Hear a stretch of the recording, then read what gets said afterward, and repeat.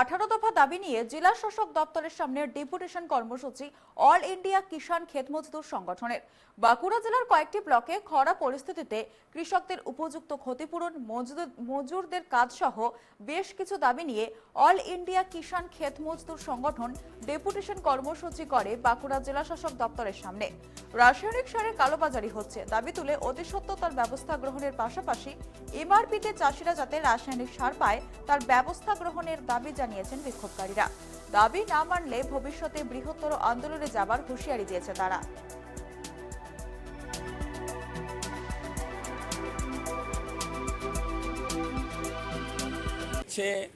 খরা কবলিত ব্লকগুলোকে অবিলম্বে খরা ঘোষণা, 7 দিনের মধ্যে খরা ঘোষণা এবং এই ব্লকগুলির মজুরদের, গরিব চাষিদের অবিলম্বে কাজ খুলে কাজ দেওয়া এবং সেটা দেরি করা চলবে না। 7 দিনের মধ্যে কাজ খুলতে হবে, 7 দিনের মধ্যে খরা ঘোষণা করতে হবে। এই খরা কবলিত এলাকায় পর্যাপ্ত পরিমাণে রেশন সরবরাহ করতে হবে। আর যে জায়গাগুলোতে চাষাবাদ হয়েছে সেখানে চূড়ান্ত সারের কালোবাজারি অবিলম্বে বন্ধ করতে হবে। কালোবাজারিদের ধরে দৃষ্টান্তমূলক শাস্তি দিতে হবে।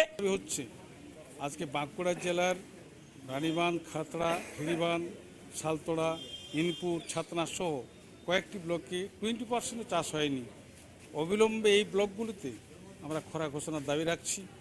2 নম্বর হচ্ছে বর্তমান সময়ে আপনারা জানছেন যে 100 দিনের কাজ বন্ধ হয়ে গেছে।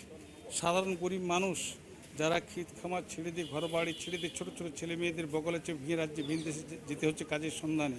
সেই সব মানুষদের অবিলম্বে পর্যাপ্ত পরিমাণে রেশনের ব্যবস্থার আমরা দাবি জানিয়েছি। প্রতি বিঘা 10,000 টাকা করে ক্ষতিপূরণ দিতে হবে। আর 4র্থ নম্বর হচ্ছে যে এত চাষি মজুর যারা কৃষিকাজের উপর নির্ভরশীল তাদেরকে অবিলম্বে কৃষি লোনের ব্যবস্থা করতে হবে।